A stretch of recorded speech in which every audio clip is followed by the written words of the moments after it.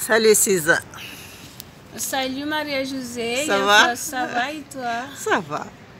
Já faz quanto tempo que cada Tu parles en français? Ouais. Ah. C'est en français? Ouais. Ah, c'est pas grave. Ouais, ça fait longtemps qu'on n'arrivait pas à se voir.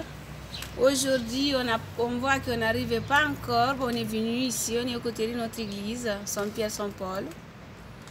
On est venu pour parler, pour donner témoignage au monde de ce temps qu'on traverse en tant que dangereuse, mais qui aveuglement, qui l'empêche l'homme de voir la réalité, parce que la tentation, il bloque l'homme. Pour ne pas voir qui est au milieu de nous, un grand danger de Satan. L'homme qui vit aujourd'hui, cet appel de Jésus-Christ qui nous appelle de se préparer. En temps de la préparation, en temps de nous tous de rejeter tout ce qui nous encombre, de chercher la réalité.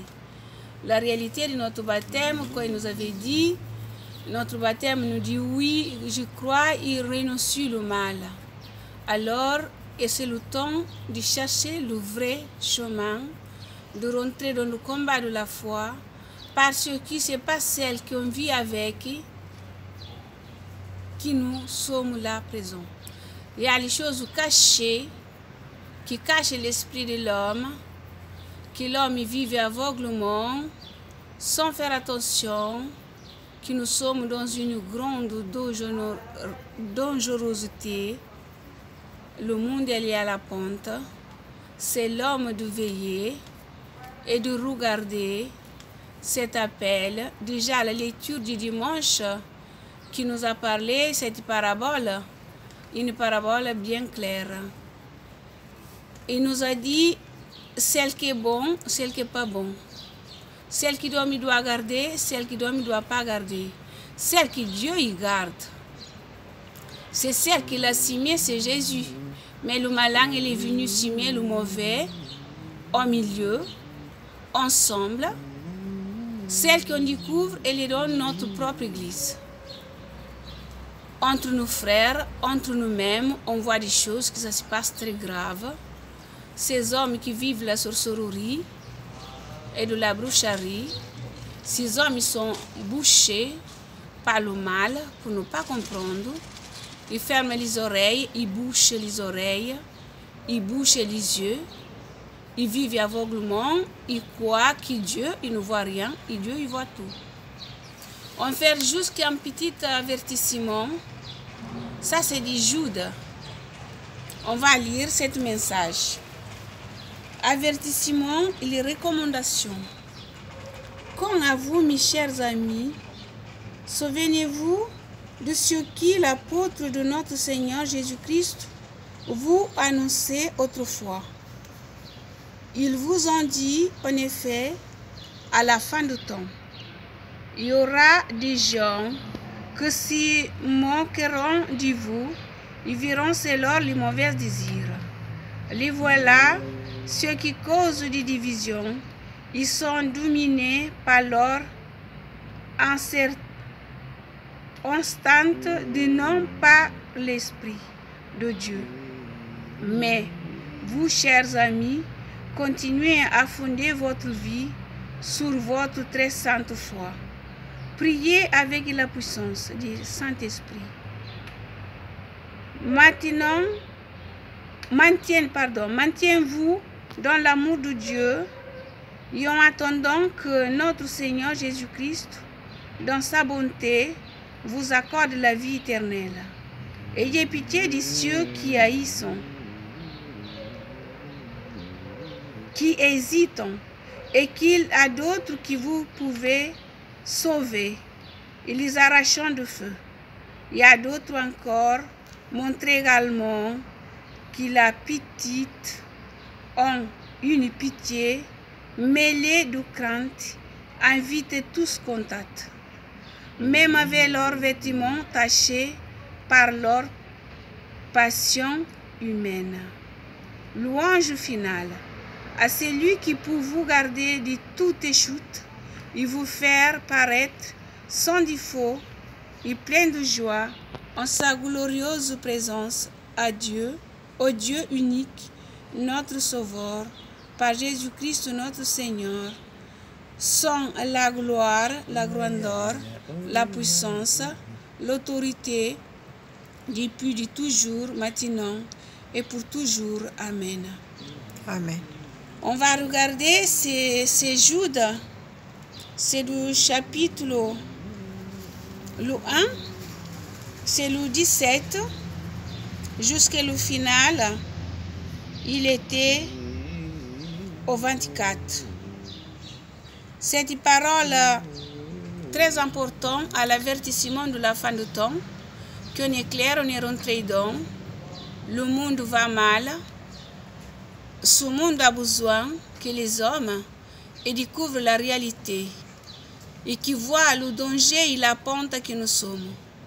L'homme de se réveiller, de regarder ce fin qui est dans nos maisons. Ce fin, il a ramené la division. La division et la querelle, c'est le Satan. Dans la même partie de la Jude, je peux vous dire jusqu'à un petit peu, ou bien ces gens comportent de même manière, entraînent leur fantaisie, ils penchent contre leur propre corps, ils méprisent l'autorité de Dieu, ils insultent d'être glorieux du ciel. Même l'archange Michel n'a pas fait cela dans sa querelle avec le diable. Lorsqu'il lui disputait le corps de Moïse, on n'a pas porté une condamnation insultant contre lui. Il lui seulement que le Seigneur tout punisse. Alors, on voit des choses bien claires. Le Satan, il est déjà dans notre monde. Comme Jésus l'avait dit quand il a signé la parole, le malin, il est venu le signer le mauvais. Le mauvais, qui aujourd'hui nous sommes tous le piège du démon, il a ramené les hommes à la foi, avec une spiritualité de la croyance de Dieu, et insulté même pour dire, voilà, contre eux-mêmes, ils sont aveugles pour ne pas voir. Ils sont rentrés dans le piège du démon. Ils sont dans l'église, ils font la communion, ils prennent la communion, ils font la lecture, ils font tout pareil. Pourtant, un grand danger qui nous traverse, qui on voit, ceux qui sont partis de l'église, ceux qui sont restés. Ceux qui sont restés dans l'église, c'est le temps de nettoyer tous les vacheries, tous les saletés, de prendre le vrai chemin qui va à Dieu. Le Satan, il est enraciné dans notre monde, au milieu de nous, au milieu de l'église, celle que Jésus a semé de bonnes paroles. Aimez-vous les uns et les autres. Invitez le conflit contre notre Dieu. Alors on voit bien le temps qu'on vit, ce monde qui va mal, je le redis encore, ces hommes qui sont en piège du démon, cet message est passé. Tout le monde qui voit clair, qui ouvre l'esprit, qui écoute ce que Jésus nous dit et de faire la volonté de Jésus, parce que nous sommes comme des pailles pour brûler à la fin du monde, le jour du jugement. Nous sommes arrivés, il n'y a rien à perdre. Le monde, il n'y a rien à perdre. Jésus-Christ est là, présent au milieu de chacun de nous, dans notre cœur, dans notre service des uns et des autres. Non de faire des choses de fantaisie comme nous sommes en train d'entendre.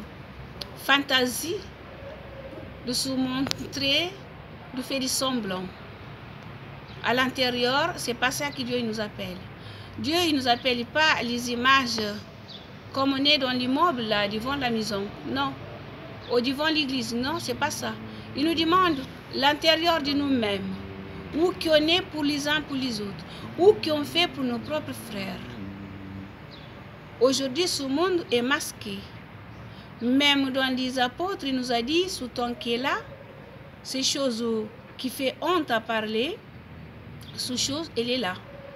Il est caché, mais il est réveillé au milieu de nous. Ça ne se cache à rien. Déjà, je peux vous dire en vérité, je vois tout ce qui s'y passe. La seule chose, le secret de Dieu, c'est le secret de Dieu. Mais celle qui doit parler, parle. Dites à ton frère, pourquoi je dis ces choses-là? Afin que mes frères, ils prennent le chemin pour rendre à Jésus. Ces hommes, il y a du pardon à recevoir. Parce que Jésus, il a dit, tous les péchés auxquels qui emportent. Revenir à moi, je vous nettoie, je vous purifie.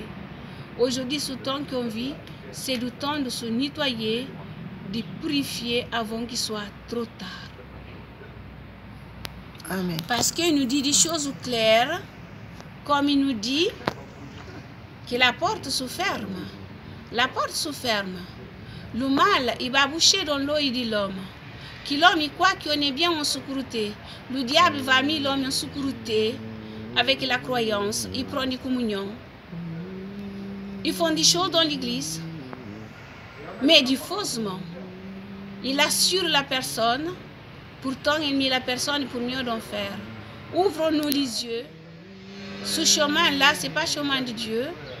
L'église, il doit être nettoyée, ça veut dire nettoyer. Il faut que l'homme retourne vers la foi, son ciel, à laver son frère purement, à laver son frère, à s'occuper de son frère purement, non pour faire la mascarade. Aujourd'hui, le temps il est arrivé de vivre correctement. Pourquoi? Nous sommes responsables de ce monde en danger. Nous sommes responsables de ce monde dans une grande falaise. Nous sommes responsables de l'Église. L'Église, c'est le nom de notre baptême. Nous sommes responsables de nos frères. Ces hommes qui vivent la sorcellerie, qui vivent la méchanceté, regardons-nous, tant de catastrophes, tant d'accidents graves. Ces hommes-là, ils commettent de grandes erreurs. Quand ils font des choses pour aller vers une personne, ils n'arrivent pas à ces choses, ils marchent. Cet esprit mauvais, il marche. Oui, puis ils tendent pour faire des dégâts, ils rentrent. Alors, ouvrez les yeux. Ce message, c'est pour ceux qui font du mal. Moi, ils pouvaient m'attaquer. Je suis prête. Je n'ai pas peur de parler. Parce que c'est Jésus qui m'a dit, dites des choses cachées. Je parle des choses cachées ouvertement, sans peur. Mon âme, je rends à Jésus. Mon chemin, c'est à lui. Ma vie, c'est à lui. Je lui dis que je vais être en croix, qu'elle sauve celle qu'elle ne peut pas sauver. Celle qu'elle ne peut pas sauver, c'est celle qui fait si grande bêtise. Je vous passe le message à vous tous.